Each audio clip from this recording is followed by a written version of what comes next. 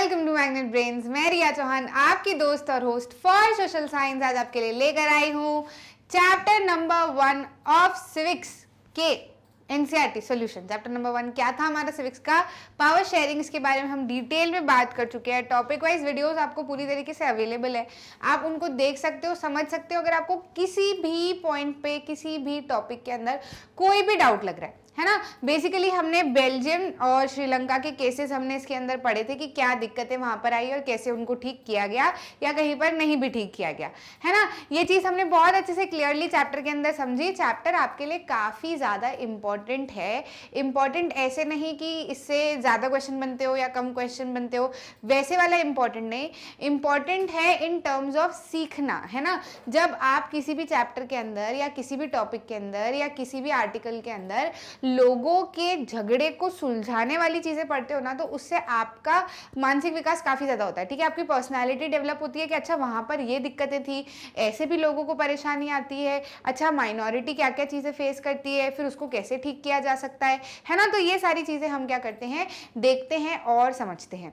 Clear है, समझ में आया? तो ये सारी चीजें हमने क्या करी थी, इस चैप्टर के अंदर अच्छे से समझी थी, पढ़ी थी और हमको अच्छे से क्लियर हुई थी। ठीक, अब एक एक करके हम क्या करते हैं, आंसर्स हमारे देख लेते हैं। NCERT solution are very very important even for class 10th। मतलब ऐसा मत सोचना कि कुछ रॉकेट साइंस ही देते हैं पेपर में, ऐसा कुछ भी नहीं होता। ठीक है, जो बेसिक कंसेप्ट आपको एनसीईआरटी में पढ़ाए हुए हैं, एनसीईआरटी में कराए हुए हैं, वही आपका पूरी तरीके से होने वाला रहता है। पेपर कहीं ना कहीं उसके अराउंड ही रहता है ना, क्योंकि आपके पास में भी एनसीईआरटी है, दूसरे बच्चों के पास में भी एनसीईआरटी है और एग्जामिनर के पास में भी एनसीईआरटी है।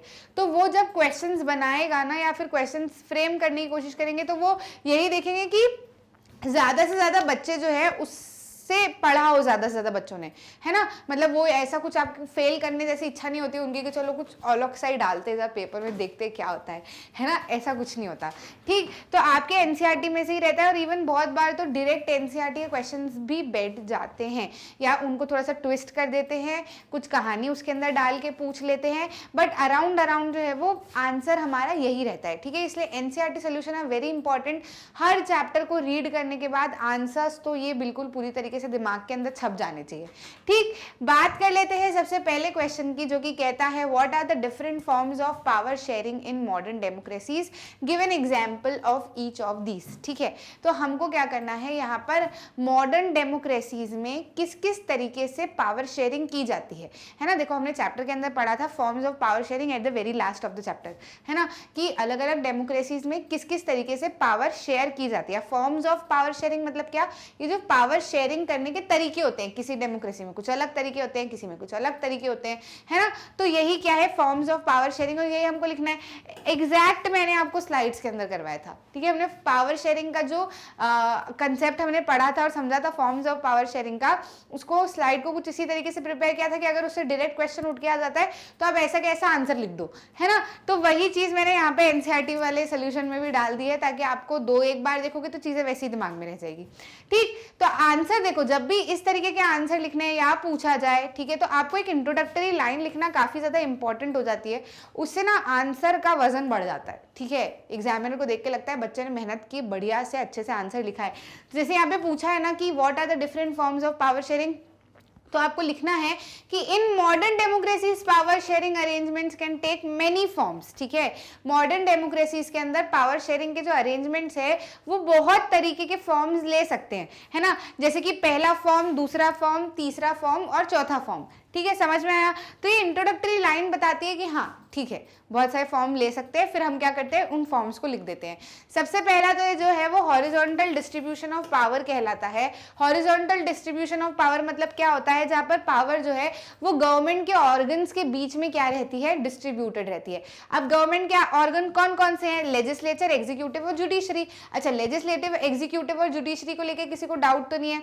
लेजिस्लेटिव वो बॉडी होती है जो कंट्री के लिए लॉज बनाती है, एग्जीक्यूटिव वो बॉडी होती है जो इन लॉज को एग्जीक्यूट करने में मदद करती है, और जुडिशरी वो बॉडी होती है जो अगर ये लॉज कोई वायलेट करता है या किसी की राइट्स को कोई कोई इनजस्टिस कर रहा है किसी के साथ में, भले वो कोई भी हो, मतलब जुडिशरी एकदम एक इंडिपेंडेंट बॉडी है।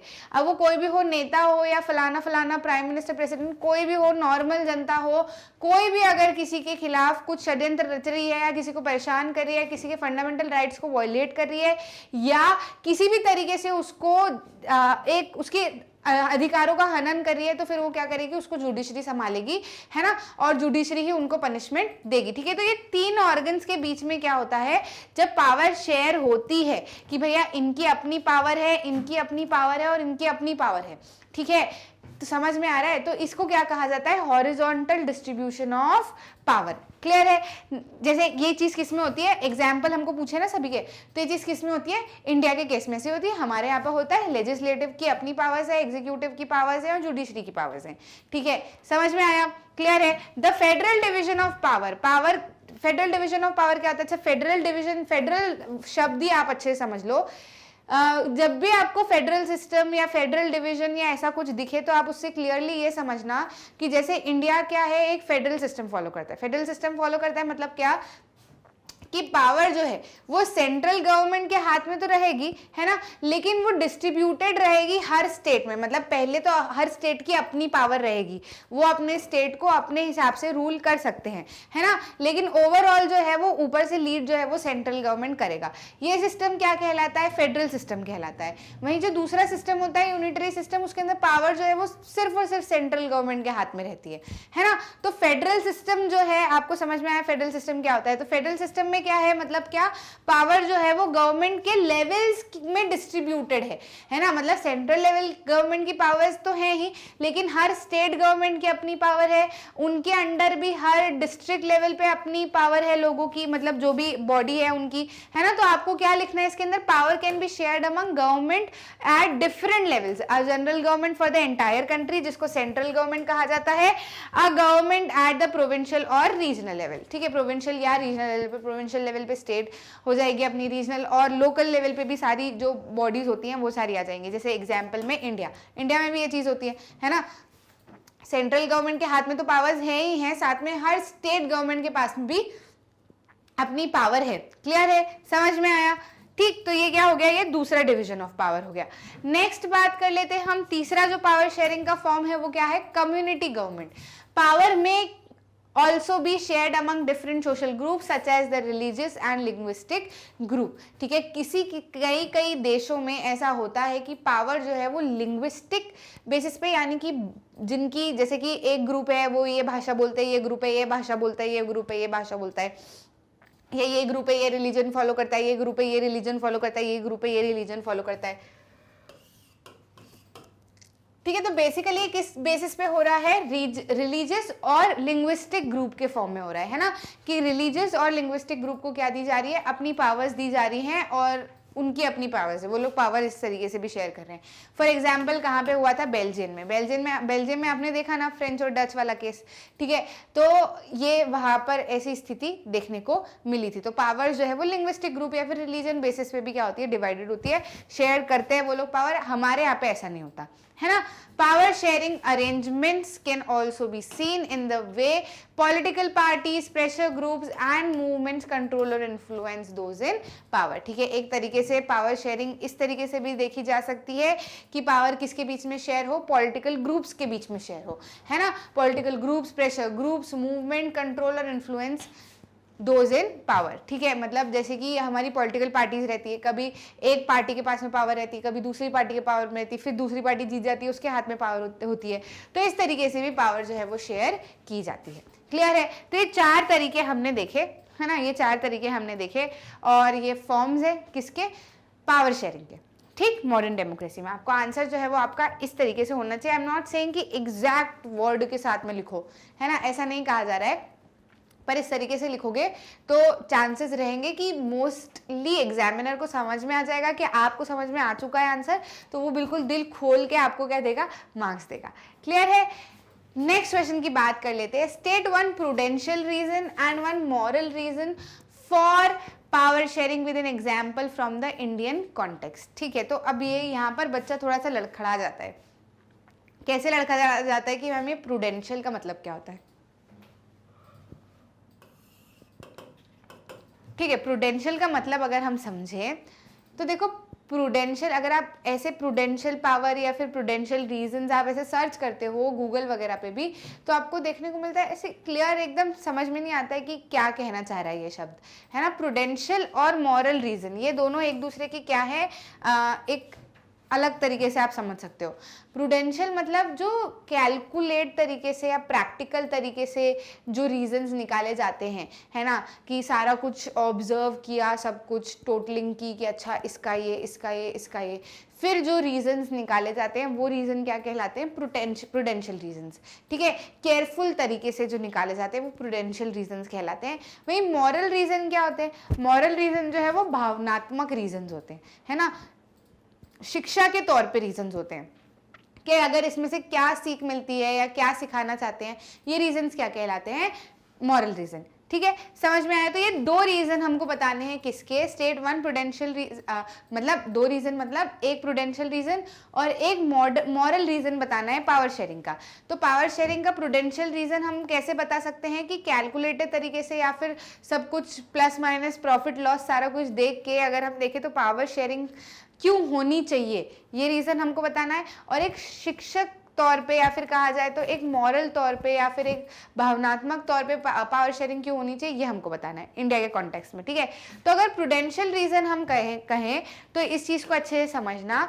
पहले पूरा ऐसे मैं आपको पढ़ के बता देती हूँ, फिर उसको अच्छे से आपको एक्सप्लेन करती हूँ तो आपको पूरा का पूरा क्लियर हो जाएगा। ठीक है, while prudential reason states that power sharing will bring out better outcomes in India, power is shared horizontally among various organs of government. The legislature, executive and judiciary are responsible for administrating India. Reservation is applicable in India where various sections are given benefit over others to avoid conflict.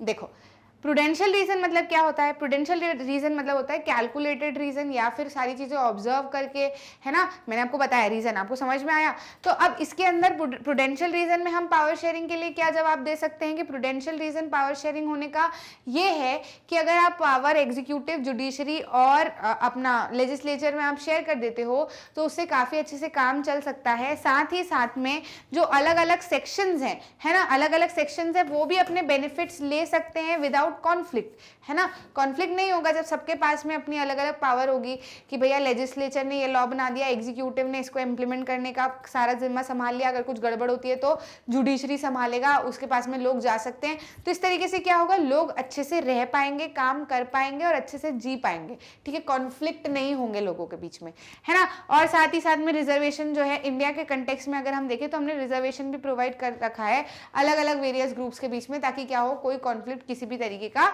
ना हो। समझ में आया। और ये executive वगैरह तो जो है वो एडमिनिस्टर करने के लिए है ही। ठीक, ये प्रूडेंशियल रीजन समझ में आया, है ना। इंडिया के केस में हमने रिजर्वेशन का एग्जांपल दे दिया।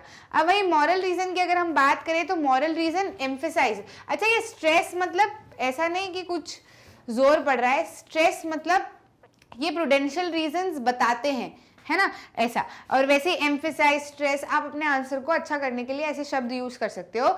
Emphasise the very act of power sharing as valuable, काफी ज्यादा मॉरल रीजन की तरह अगर हम देखा जाए तो पावर शेयरिंग को काफी ज्यादा वैल्यूएबल बताया गया है। इंडिया के कंटेक्स्ट में अगर देखा जाए तो सिटीजन्स को कॉन्फर किया गया है with fundamental rights and directive principles of state policies are implied on the government. ठीक है, मॉरल रीजन के तौर पर अगर देखा जाए तो पावर शेयरिंग जो है वो उसका रीजन ये है कि लोग जो है वो आसानी से जी सकते हैं, ये तो हर किसी चीज में होनी है। लोगों को फंडामेंटल राइट्स दे रखी है, ठीक है, ताकि वो अच्छे से जी सके। और गवर्नमेंट को क्या दे रखा है, directive principle of state policies भी दे रखी है ताकि वो अच्छे से काम कर सके, वो अपनी पावर्स का फायदा ना उठाए, है ना। तो मॉरल रीजन और प्रूडेंशियल रीजन आए हो अच्छे से आपको समझ में आया है। यहाँ पर हमने इंडिया के कंटेक्स्ट में एग्जाम्पल रिजर्वेशन का लिया है, वहीं ये मॉरल रीजन में हमने इंडिया के कंटेक्स्ट में एग्जाम्पल किसका लिया है, सिटीजन्स के तौर पर फंडामेंटल राइट्स और गवर्नमेंट के तौर पर directive principle of state policies का लिया है। क्लियर है। नेक्स्ट क्वेश्चन पे आ जाते हैं। After reading this chapter, 3 students drew different conclusions. Which of these do you agree with and why? Give your reason in about 50 words. ठीक है, chapter पढ़ने के बाद में कुछ 3 लोग अपने जैसे पंचायती बैठे होंगे कि भैया क्या कंक्लूजन निकाला है ना। मतलब कुछ लोग तो भूल गए, पढ़ लिया, आंसर लिख लिया, ठीक है। वही कुछ लोगों ने उसको क्या लिया है, बिल्कुल सीरियसली लिया है कि यार इसके बारे में बहस तो करनी पड़ेगी, है ना। तो 3 बच्चे बैठे हैं, कौन कौन बैठे हैं, थोमान, मथाई और औसिफ। ठीक है, ये तीनों लोग बैठे हैं और अपने अपने हिसाब से इन्होंने कंक्लूजन ड्रॉ किया है रिगार्डिंग पावर शेयरिंग। तो हमको बताना है कि किसने सही कंक्लूजन ड्रॉ किया है। हमें लगता है कि इसका कंक्लूजन जो है वो सही है। किसने ये चीज की है ना, और फिर वो हमें क्यों ऐसा लगता है कि ये सही बोल रहा है, तो वो रीजन हमको देना है। ठीक, पहले हम पढ़ लेते देखते थोमान के बोल रहे हैं। थोमान क्या बोल रहे हैं, power sharing is necessary only in societies which have religious, linguistic और एथनिक डिविजन। इनका कहना ये है कि पावर शेयरिंग जो है वो सिर्फ उसी सोसाइटी में जरूरी है जहां पर डिविजन्स है ना, जहाँ पर डाइवर्सिटीज़ हैं, जहाँ पर एथनिक, रिलीजियस और लिंग्विस्टिक डिविजन्स है, मतलब जहाँ पर लोग जो है वो अलग अलग लैंग्वेज वाले, अलग अलग एथनिक ग्रुप, अलग अलग रिलीजन वाले लोग रह रहे हैं, वहीं पर पावर शेयरिंग ज़रूरी है। बाकी अगर किसी देश में ऐसा नहीं है तो वहाँ पर पावर शेयरिंग की कोई ज़रूरत नहीं है, ऐसा थोमान कह रहे हैं। बाकी दो लोगों का भी पढ़ लेते हैं, फिर मोस्ट अप्रोप्रिएट आंसर अपन निकालेंगे। मथाई जो है वो कह रही है power sharing is suitable only for big countries that have regional division. इनका कहना ऐसा है कि पावर शेयरिंग जो है वो सिर्फ जो बड़ी बड़ी कंट्रीज होती हैं जिनके अंदर रीजनल डिवीजन होते हैं, यानी कि बड़ी कंट्री है फिर उसके अंदर भी टुकड़े टुकड़े टुकड़े हैं, फिर वो भी अपने अपने हिसाब से काम कर रहे हैं, ऐसी जगह पर क्या होता है पावर शेयरिंग की जरूरत होती है, बाकी जगह पर पावर शेयरिंग की जरूरत नहीं होती है। वहीं ओसेफ देखते हैं, अगर ये कुछ समझदार निकले तो कुछ अच्छा बताएंगे, नहीं तो इनके जैसे ही आंसर देंगे। ये भी देख लेते हैं। Every society needs some form of power sharing even if it is small or does not have social division. Exactly, समझदार बच्चा है, इसको चैप्टर अच्छे से समझ में आया है, इसको कंटेक्स्ट चैप्टर का अच्छे से समझ में आया है ना। पावर शेयरिंग जो है वो ऐसा नहीं है कि किसी जहाँ पर डिवीजन हो वहीं पर पावर शेयरिंग हो, या जो बड़ी कंट्री हो लोकल डिविजन हो वहीं पे पावर शेयरिंग हो, ऐसा बिल्कुल भी जरूरी नहीं है। ठीक है, पावर शेयरिंग कहाँ कहाँ पे होनी चाहिए, पावर शेयरिंग जो है वो होगी हर जगह पर जहां पर छोटे से छोटा या फिर बड़े से बड़े जो है वो सोशल डिवीजन हो, या फिर डिवीजन ना भी हो तो भी पावर शेयरिंग की जरूरत होती है। अब ये ऐसा हम क्यों कह रहे हैं, इसके लिए हमको कारण देना है ना। तो हम इसका कारण कुछ इस तरीके से देते हैं, है ना। कंक्लूजन, पहले तो आंसर ये लिखो कि conclusion drawn by Oseph is very correct. Conclusion जो है वो ओसेफ ने जो निकाला है वो बिल्कुल सही है। हर सोसाइटी को किसी न किसी तरीके की पावर शेयरिंग की जरूरत होती है, भले वो छोटी हो या बड़ी हो, उसके अंदर सोशल डिवीजन हो या ना हो, क्योंकि पावर शेयरिंग जो है उसकी मदद से कॉन्फ्लिक्ट की जो संभावनाएं होती है बिटवीन इंडिविजुअल्स वो रिड्यूस हो जाती है। ठीक है, जैसे कि एक छोटा सा एग्जांपल लेते हैं, अपनी जॉइंट फैमिली है ना, जॉइंट फैमिली है, सब लोग तरीके के लोग रहते हैं, सब लोग तरीके की सोच रखते हैं, है ना। ऐसे में क्या होता है, जब पावर सिर्फ एक ही बंदे के हाथ में रहती है, या कह दिया कि सिर्फ और सिर्फ डिसीजन लेंगे तो दादाजी ही लेंगे, है ना। तो अब दादाजी डिसीजन किस हिसाब से लेंगे, जिस हिसाब से दादाजी की सोच है ना। तो दादाजी को कह दिया कि दादाजी डिसीजन आप ही लेना, सारी चीजें आप ही सुनना, सारी चीजें आप ही बोलना, तो हो सकता है दादाजी को जो वुमेन फेस करती हैं वो पर्सपेक्टिव उन तक पहुंचा ही नहीं है ना। तो फिर वो दादाजी मेल के हिसाब से हो सकता है ले ले, या फिर दादाजी को पता ही नहीं है कि बच्चे क्या दिक्कतें फेस कर रहे हैं या आजकल का क्या मॉडर्न ज़माना है, तो वो हो सकता है उसी हिसाब से अपना ले ले डिसीजन, वो जो कि पूरे फैमिली को मानना पड़े, फिर हो सकता है उसकी वजह से काफ़ी ज़्यादा दिक्कतें आ सके, फिर एक पॉइंट पे आके परिवार टूट भी जाए, है ना। कोई भाभी आके कह दे कि नहीं यार मेरे को तो नहीं जम रहा, ऐसे में थोड़े होता है, मेरी तो कोई बात ही नहीं सुनता, मेरे को तो कोई हक ही नहीं देता, मेरे को तो बस दब के रहना पड़ता है, तो वो अपने भैया के साथ में निकल जाए कि नहीं हमको तो अलग होना है। तो ऐसी स्थिति ना उत्पन्न होती है फिर ऐसे केस में। वहीं अगर पावर शेयरिंग होती है, पावर शेयरिंग मतलब कि सबको अपनी अपनी रिस्पॉन्सिबिलिटी दे दी जाए, है ना, कि लेडीज डिपार्टमेंट देख ले कि लेडीजों को लेकर जो भी चीजें हैं वो उनके हिसाब से सोच के अपनी बात रख दे, मेल जो है उनके बिजनेस में जो भी चीजें हो रही है या उनको डिस्कस करनी है तो वो अपनी बात रख दे, है ना। फिर फाइनली सब लोग साथ में बैठ के डिसाइड करें कि आखिर क्या करना है ना। तो जब ये चीज होती है ना, तो जब हर कोई अपना मत रख पाता है या हर कोई अपने बारे में बात कह पाता है तो वो सेटिस्फाइड रहता है कि हाँ चलो अपन ने अपनी बात कह दी है, ठीक है। तो इसलिए क्या है, पावर शेयरिंग काफी ज्यादा जरूरी है। ऐसे में कॉन्फ्लिक्ट नहीं होते, टुकड़े नहीं होते, है ना, और सब लोगों को रिस्पॉन्सिबिलिटी अपनी अपनी दे दी जाती है ना, जब तो वो हर कोई अपने हिसाब से अच्छे से काम कर पाता है, ठीक है। वहीं कोई रिस्पॉन्सिबिलिटी अगर आप किसी को नहीं दोगे, सिर्फ एक ही पे थोप दोगे, तो फिर वो हो सकता है डिसीजन या तो गलत ले ले या फिर किसी के प्रभाव में आके कुछ डिसीजन ले ले, है ना, ऐसी चीजें हो सकती है। वहीं सबको आप अपनी अपनी रिस्पॉन्सिबिलिटी दो तो सब अपने अपने हिसाब से काम करेंगे। घर में कह दिया किराने का सामान इनको लेके आना है, इतना इतना पैसा बांटना है, तो कोई बुरा भी नहीं मानेगा कि और सिर्फ मैं ही पैसा देता हूँ, मिल के जो है वो लेकर आएंगे, तो फिर वो सारी चीज़ें चल जाएगी। ऐसे रिस्पॉन्सिबिलिटी दे दो, है ना, तो ये सारा काम जो है वो अच्छे चल जाता है। ऐसे एग्जाम्पल के तौर पे आप लिख सकते हो, they may be difference of opinion among the members of a joint family, such difference may be resolved if responsibilities and power divided among the members of the family. ठीक है, similar is the case in societies and governments, thus there should be power sharing in smaller big societies और countries. अब ऐसे जरूरी नहीं कि सिर्फ joint family का ही ये केस होता है, न्यूक्लियर फैमिली में भी ये केस होता है। कह दिया पापा जो बोलेंगे वही चलेगा, तो थोड़े दिन बाद बच्चे रूठ जाएंगे, मम्मी रूठ जाएंगी, कुछ दिक्कत हो जाएगी, सब अपने अलग अलग रास्ते हो जाएंगे, गलत होती है ऐसी चीज़ें। सबको रिस्पॉन्सिबिलिटी आप दे दो कि भाई तुमको ये संभालना है, तुमको ये संभालना है, तुमको ये संभालना है। तो हर कोई क्या है, फेडअप भी नहीं होगा कि यार मैं करूँ क्या, या मेरे पे कुछ भी होती है तो बात ढुल जाती है ना, तो ये वाली दिक्कतें भी नहीं आएंगी। और काम जब बढ़ जाता है ना तो काम अच्छे से भी होके आता है। ठीक है, क्लियर है। If there are different communities in a country they should try to accommodate each other as has been done in Belgium where the French speaking people accepted equal representation in Brussels because the Dutch speaking community has accepted equal representation in the central government. ठीक है, तो ये वाला तो हमने क्या पहले हमारा आंसर बताया कि हमको क्यों सही लगा ओसेफ का आंसर। इसमें हमने एक एग्जाम्पल के तौर पे चीजें समझाई, है ना, जो नॉर्मल अपनी भाषा वाला जो होता है कि अपने घरेलू तौर पे हम जो चीजें समझाते हैं उस तरीके से समझाया। और यहाँ पे हमने चैप्टर का एग्जाम्पल देके बताया कि किस तरीके से जब बेल्जियम में जो गड़बड़ हो रही थी, बेल्जियम में जो सब लोग अपने अपने हिसाब से कम्युनिटी जो है वो लड़ रही थी, या कोई इंफीरियर फील कर रहा था, कोई सुपीरियर हो रहा था। ठीक है, तो जब एक कम्युनिटी ने दूसरी कम्युनिटी को अकोमोडेट किया, है ना, उसकी बात मानी और उसको अपने साथ में रखने की कोशिश की, तो वही कम्युनिटी ने दूसरी जगह पर उस कम्युनिटी को फिर से एक्सेप्ट करने की कोशिश की।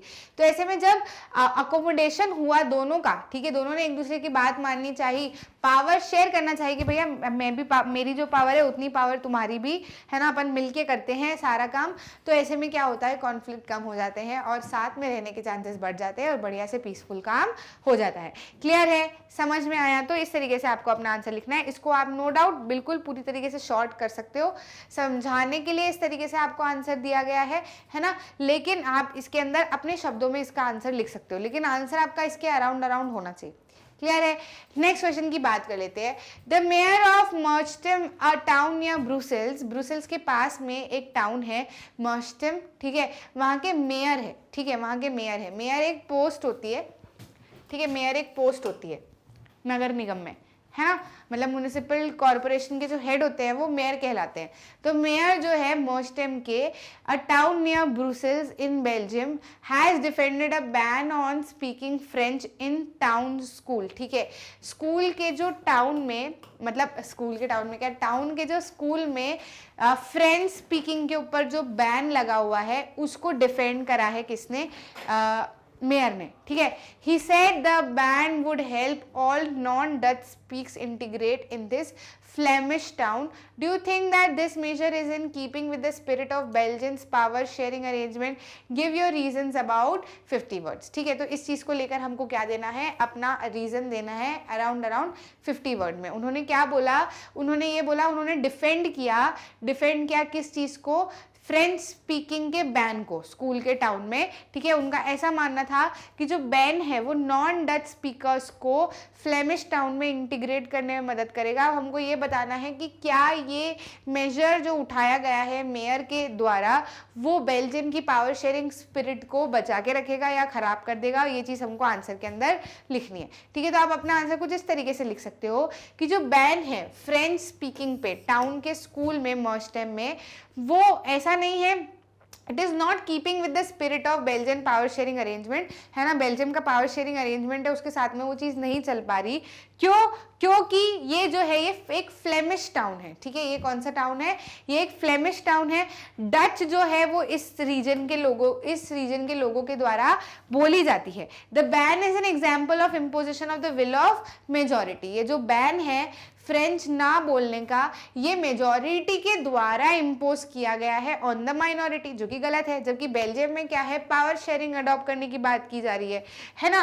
तो majority on the minority which is against the principle of accommodation under which the Belgian leaders recognise the existence of regional differences and cultural diversities. वही जो चीजें हम पूरी चैप्टर के अंदर पढ़ के आए हैं, इसके साथ में आप ये भी लिख सकते हो, हाउएवर उन्होंने अपना कॉन्स्टिट्यूशन जो है वो अमेंड किया ताकि ये अरेंजमेंट जो है वो लोगों को साथ में रहने में मदद कर सके, और साथ ही साथ बैन जो लगाया गया फ्रेंच स्पीकिंग के ऊपर, ठीक है, may result in strained relationship between French speaking and Dutch speaking communities, ठीक है। उन्होंने कॉन्स्टिट्यूशन तो अमेंड किया कि हम इसको ठीक करते हैं या फिर ये जो सारी चीज़ें हैं इसको अकोमोडेट करने की कोशिश करते हैं, लेकिन ये जो तरीका है कि किसी एक रीजन में, है ना, किसी एक रीजन में मेजॉरिटी स्पीकिंग के द्वारा, जैसे कि डच वो लोग बोलते हैं, उस रीजन में मेजॉरिटी स्पीकिंग कौन सी है, डच स्पीकिंग है, ठीक है। तो अब वो कह रही हैं कि यहाँ पर जो है वो फ्रेंच की बोली पर रोक लगाई जाए, यहाँ के स्कूल में जो है वो डच ही लोग बोले, तो ऐसे में जो फ्रेंच वाले लोग भी वहाँ रह रहे हैं उनकी तो जो राइट्स है उनका हनन हो रहा है, तो ये चीज़ यहाँ पर नहीं करनी है, ठीक है। क्लियर है? तो आप अपना आंसर कुछ इस तरीके से लिख सकते हो। नेक्स्ट क्वेश्चन की बात कर लेते हैं। Read the following passage and pick out any one of the prudential reasons for power sharing offered in this, ठीक है।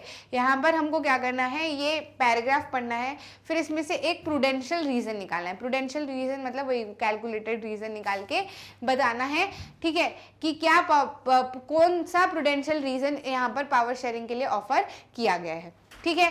पैराग्राफ को पढ़ लेते हैं और देख लेते हैं क्या कह रहा है।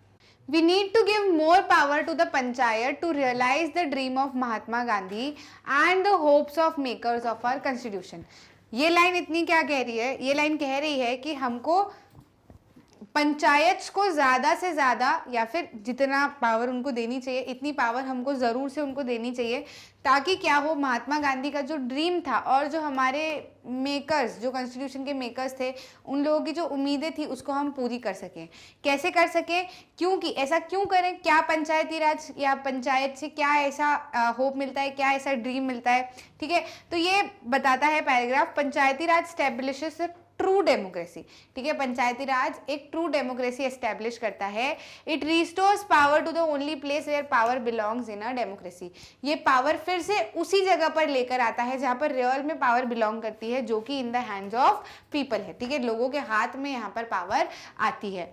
Giving power to panchayat is also a way to reduce corruption and an increase administrative efficiency. इसकी मदद से क्या होता है, करप्शन भी कम होता है और एफिशिएंसी जो है एडमिनिस्ट्रेशन की वो भी काफ़ी ज़्यादा बढ़ती है। जब लोग पार्टिसिपेट करते हैं प्लानिंग में और इम्प्लीमेंटेशन में of development schemes, they would naturally exercise greater control over the schemes. जब लोग खुद से इस चीज़ के अंदर इन्वॉल्व रहेंगे, डेवलपमेंट स्कीम्स के बारे में बात करेंगे, नई नई चीज़ों के बारे में बात करेंगे, सारे के सारे मिलके इकट्ठे होकर बात करेंगे। जैसे पंचायत में क्या होता है ना, 5 पंच होते हैं, सरपंच होते हैं और भी लोग होते हैं, फिर वो लोग डायरेक्टली स्कीम्स पे बात करते हैं लोगों के साथ में बैठ के, है ना। तो ऐसे में क्या होता है, लोगों के हाथ में ही पावर है ना, और जो पंच चुने गए हैं वो भी लोगों के द्वारा ही चुने गए हैं, है ना। तो ऐसे में क्या होता है ना कि काफ़ी ज़्यादा लोगों का इन्वॉल्वमेंट बढ़ जाता है। This would eliminate corrupt middleman. जो बीच में जो करप्टेड लोग हैं, जो बीच के लोग हो जाते हैं कि उसके ये है और नीचे वाला लोअर है, बीच वाला जो एक जो पैसे खा रहा होता है, ठीक है, ये भी एलिमिनेट हो जाता है। इसलिए जो पंचायती राज है वो कॉन्स्टिट्यूशन का या फिर डेमोक्रेसी का जो फाउंडेशन है उसको क्या करता है, और ज़्यादा स्ट्रॉन्ग करता है। अब इसको लेकर हमको क्या करना है, एक प्रूडेंशियल रीजन बताना है कि पावर शेयरिंग क्या एक प्रूडेंशियल रीजन यहाँ पर ऑफर करती है, ठीक है। Pick out any one of the prudential reasons for power sharing offered in this, ठीक है। तो हम बहुत सारे प्रूडेंशियल रीजंस इसके अंदर दे सकते हैं। तो following prudential reasons are cited into passage for power sharing, ठीक है। पावर शेयरिंग क्यों जरूरी है ना, इसका प्रूडेंशियल रीजन हमको देना है। सबसे पहला तो ये कि इसकी मदद से क्या होता है, करप्शन रिड्यूस होता है, reducing corruption by giving power in the hands of people, thus making them responsible for their own decisions, है ना। सेकेंड चीज हम ये कर सकते हैं, या फिर पंचायती राज से जो पावर शेयरिंग का प्रूडेंशियल रीजन निकलता है वो ये निकलता है कि एडमिनिस्ट्रेटिव एफिशिएंसी बढ़ती है, क्योंकि पावर्स जो है या फिर डिसीजन, एडमिनिस्ट्रेटिव एफिशिएंसी बढ़ती है by delegating the decision making function to the people affected by it, है ना। लोगों से बात की जाती है कि उनको क्या दिक्कतें हैं, है ना, फिर उसी के हिसाब से जो है वो डिसीजन लिया जाता है। तो इससे एडमिनिस्ट्रेटिव एफिशिएंसी काफी ज्यादा बढ़ती है। Improving the efficiency of system by reducing the number of middleman. बीच के जो मिडिलमैन है ना उनको रिड्यूस कर दिया जाता है कि भैया ये बीच वाला काम नहीं होना, जो भी है सारे के सारे इकट्ठे बैठ के बात करेंगे। तो ऐसे में क्या होता है, जो प्लानिंग और इम्प्लीमेंटेशन का जो ट्रांसफर है वो सीधा के सीधा लोगों के पास में चले जाता है थ्रू पंचायत, है ना। तो ये प्रूडेंशियल रीजन है। इस तरीके से पावर शेयरिंग पंचायत के फॉर्म में देखी जा सकती है ना, और जो कि काफी ज्यादा इंपॉर्टेंट भी है। क्लियर है, समझ में आया। अब आ जाते हैं हम क्वेश्चन नंबर 6 पे। क्वेश्चन नंबर 6 कह रहा है different arguments are usually put forth in favour of और अगेंस्ट पावर शेयरिंग। ठीक है, अलग अलग आर्ग्यूमेंट्स रखे गए हैं, ठीक है, पावर शेयरिंग के फेवर में भी और पावर शेयरिंग के अगेंस्ट में भी। ठीक है, तो हमको क्या करना है, identify those which are in favour of power sharing. हमको वो आइडेंटिफाई करना है जो कि पावर शेयरिंग के फेवर में है and select the answer using the codes given below. ठीक है, तो हमको क्या करना है, पहले तो ये पढ़ना है, इसमें से देखना है कि पावर शेयरिंग के फेवर में कौन कौन से हैं, फिर उसको हमको क्या करना है, यहाँ से सिलेक्ट करना है। ठीक है, ये कोड्स दिए हुए हैं, तो पहले एक एक करके हम पढ़ लेते हैं सारे और फिर देखते हैं कि कौन सा फेवर में है। Reduces conflict among different communities, ये क्या करता है, अलग अलग कम्युनिटीज के बीच में कॉन्फ्लिक्ट जो है वो रिड्यूस करता है। दूसरा ये है decreases the possibility of arbitrariness. ठीक है, आर्बिट्रेरीनेस जो पॉसिबिलिटी है उसको भी खत्म करता है। Delays decision making process, accommodates diversity. ठीक है, डाइवर्सिटी को भी अकोमोडेट करता है। Increases instability and divisiveness. ठीक है, इंस्टेबिलिटी और डिविसिवनेस को भी क्या करता है, इंक्रीज करता है। इंस्टेबिलिटी को इंक्रीज करता है, पहली बात तो इंस्टेबिलिटी को इंक्रीज नहीं करता और डिविसिवनेस भी नहीं बनाता है ना, तो ये वाला ऑप्शन तो हमारा चले जाता है। Promotes people participation in government, government में लोगों का पार्टिसिपेशन जो है वो बढ़ाता है। Undermines the unity of country, नहीं अंडरमाइन भी नहीं करता। ठीक है, यूनिटी, कंट्री की यूनिटी को कहाँ खराब करता है, बिल्कुल भी नहीं करता खराब तो। ठीक है, और देखते हैं reduces conflict among different communities, different communities की कॉन्फ्लिक्ट को तो जाहिर सी बात है रिड्यूस करता है। Decreases possibility of arbitrariness, delays decision making process, decision making process में डिले लेकर आता है, ऐसा तो कुछ हमको देखने को मिलता नहीं है पर हाँ हो सकता है। अकोमोडेट्स डाइवर्सिटीज, पहले कोड हम देख लेते हैं, ABDF, ACEF, ABDG। ठीक है, क्या क्या हमको बताए हुए हैं, ए तो हमको कहीं हद तक कॉमन हम दिख रहे हैं, इसके अंदर हम देख लेते हैं कि हमारा मोस्ट अप्रोप्रिएट चीज क्या हो सकती है। देखो, सबसे पहली चीज तो है कि रिड्यूस तो करता ही है कॉन्फ्लिक्ट। दूसरी चीज ये है कि पॉसिबिलिटी ऑफ आर्बिट्रेरीनेस को डिक्रीज करता है। आर्बिट्रेरीनेस मतलब मनमानी करना, है ना, तो मनमानी करने की पॉसिबिलिटी को तो डिक्रीज करता ही करता है, क्योंकि क्या है, पावर शेयर हो जाती है तो दूसरे ग्रुप्स भी क्या कर सकते हैं, उनको चेक कर सकते हैं, है ना।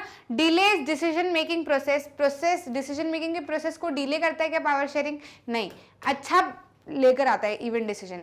ठीक है, और क्या करता है, डाइवर्सिटीज को अकोमोडेट करता है। हाँ जी बिल्कुल, डाइवर्सिटीज को क्या करता है, अकोमोडेट करता है, मतलब सारे लोगों को इकट्ठा रखने की कोशिश उसके अंदर होती है पावर शेयरिंग में, है ना। और साथ ही साथ में ये दो तो पॉइंट अपन ने हटा ही दिए हैं। ठीक है, एफ वाला पॉइंट और देख लेते हैं, promotes peoples participation in government. हाँ, लोगों का पार्टिसिपेशन रहता ही रहता है इसकी मदद से। ठीक है, ये अभी हमने पंचायत वाले केस में भी देखा, है ना। तो हमको आंसर जो दिख रहे हैं मेनली हमारे दिख रहे हैं ABD और F, है ना, बाकी के तो हमने कैंसिल कर दिए। अब देख लेते हैं ABDF किस में लिखा है। ABDF पहले ऑप्शन में ही लिखा हुआ है। ठीक है, पहले ऑप्शन में ही हमको ABDF आंसर दिख रहा है, तो आंसर A इज करेक्ट। ठीक है, नेक्स्ट क्वेश्चन पे आ जाते हैं। Consider the following statements about power sharing arrangement in Belgium and Sri Lanka. Belgium और श्रीलंका में जो पावर शेयरिंग अरेंजमेंट के स्टेटमेंट है इसको कंसिडर करो। ठीक है, फिर उसके बाद में क्या करना है, कंसिडर करने के बाद में हमको which of the statement given below are correct, ये हमको बताना है। ठीक है, इसमें से कौन से स्टेटमेंट करेक्ट है ये हमको इसमें से बताना है। ठीक है, तो पहले स्टेटमेंट पढ़ लो और करेक्ट वाले स्टेटमेंट हम ढूंढ लेंगे। In Belgium Dutch speaking majority people tried to impose their domination on the minority French speaking people. नहीं, ऐसा तो कुछ भी नहीं हुआ था। ठीक है, बेल्जियम में डच स्पीकिंग मेजॉरिटी पीपल जो है वो डोमिनेशन कर रहे थे फ्रेंच स्पीकिंग कम्युनिटी के ऊपर। ठीक है, ये चीज़ नहीं थी। श्रीलंका में अगर हम देखें, the policies of government sought to ensure the dominance of Sinhala speaking majority. हाँ बिल्कुल, ठीक है, ये चीज़ श्रीलंका में हो रही थी। तमिल जो थे श्रीलंका में, उन्होंने डिमांड किया एक federal arrangement of power sharing to protect their culture, language and equality of opportunities. हाँ, तमिल जो थे श्रीलंका में उन्होंने ये इस चीज़ की डिमांड की थी। नेक्स्ट है the transformation of Belgium from unitary government to a federal one prevented a possible division of the country और लिंग्विस्टिक लाइन्स। बिल्कुल ठीक है, जब ये ट्रांसफर हुआ यूनिटरी गवर्नमेंट से फेडरल गवर्नमेंट के बीच में, फेडरल गवर्नमेंट का ट्रांसफर जो है ये हो गया, तो उससे काफ़ी हद तक जो है वो कॉन्फ्लिक्ट रिड्यूस हो गए, है ना, और डिविजन्स होने से बच गया। तो आंसर हमको कौन कौन से करेक्ट दिख रहे हैं, बी, सी और डी। ठीक है, ए हमको गलत दिख रहा है। हमको क्या बताना था, करेक्ट स्टेटमेंट्स बताने थे, ठीक है। तो बी सी डी कहाँ पे दिख रहा है, यहाँ पर ए दिख रहा है तो ये तो गलत हो जाएगा, यहाँ भी ए दिख रहा है गलत हो जाएगा, यहाँ सी दिख रहा है लेकिन बी नहीं दिख रहा है, और यहाँ पर बी दिख रहा है, बी सी डी पूरे दिख रहे हैं, है ना। तो आंसर हमारा क्या हो जाएगा, बी सी डी वाला करेक्ट। नेक्स्ट क्वेश्चन की बात कर लेते हैं। अब हमको क्या करना है, यहाँ पर लिस्ट को मैच करना है।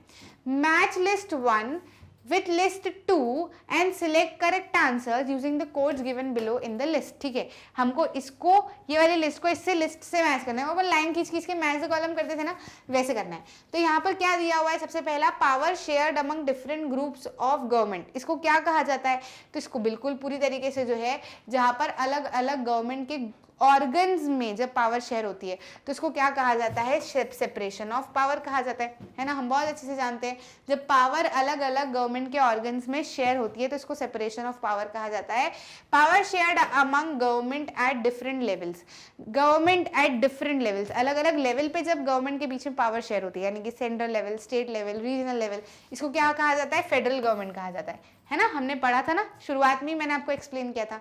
नेक्स्ट क्या है, power shared between, power shared by different social groups, ठीक है। तो ये क्या कहलाती है, कम्युनिटी गवर्नमेंट कहलाती है ना। जब अलग अलग सोशल ग्रुप क्या करते हैं, पावर को शेयर करते हैं। पावर शेयर्ड बाय 2 और मोर पॉलिटिकल पार्टीज, बचा हुआ भी ये वाला ऑप्शन है, और बाकी हम जानते हैं कोलिजन गवर्नमेंट क्या होता है, एक अलायंस होता है जब दो पार्टीज जो है वो साथ में इकट्ठे हो जाती हैं और पावर शेयर करती हैं टू फॉर्म द गवर्नमेंट, है ना।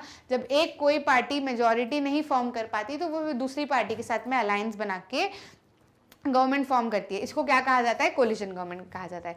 तो ये क्या है, 1 जो है वो बी से जुड़ा है, 1 जो है वो बी से जुड़ा है, 2 जो है वो डी से जुड़ा है, 3 जो है वो किससे जुड़ा है, 3 जो है वो ए से जुड़ा है, और 4 जो है वो सी से जुड़ा है, ठीक है। ऐसे लिख लिया करो, है ना। जब भी मैच द कॉलम आप करो या एग्जाम में आ जाते हैं तो ऐसे लिख लिया करो, क्योंकि ना ये लाइन खींचने के बाद में या फिर इसके सामने भी लिखने के बाद में हमको कई हद तक कंफ्यूजन रह जाता है, गड़बड़ हो जाती है, ठीक है। तो ये वाला तरीका एक तरीके से सही होता है कि हमको डायरेक्टली पता हो कि हमारा आंसर क्या होने वाला है, बी डी ए सी हमारा आंसर होने वाला है, ठीक है।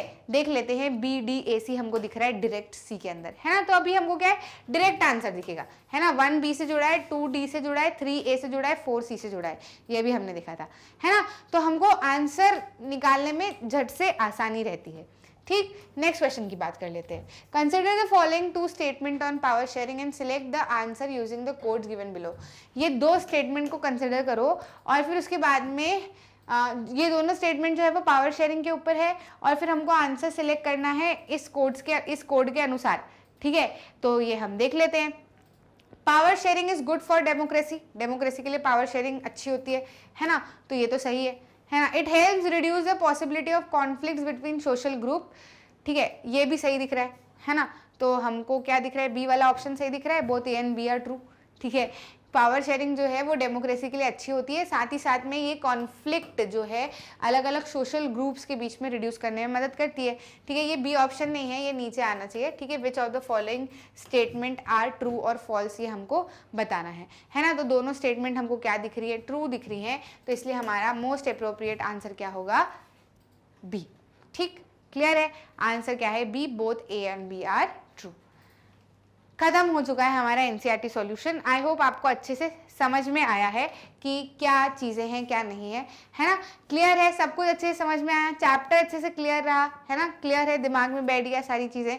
अगर कुछ भी डाउट लग रहा है इस चैप्टर को लेकर या किसी भी टॉपिक को लेकर, तो आप डायरेक्टली अपना जो हमारे वीडियोस डले हुए हैं ना सारे के सारे टॉपिक वाइज, उसको आप देख सकते हो और समझ सकते हो और बढ़िया से अपना आंसर्स और सारी कुछ चीज़ें जो है वो उनको कंप्लीट कर सकते हो, ठीक है। इसी तरीके से सारी की सारी चीज़ें जो है मैग्नेट ब्रेन्स की ऑफिशियल वेबसाइट पे, यूट्यूब पे और हर जगह एकदम फ्री ऑफ कॉस्ट अवेलेबल है।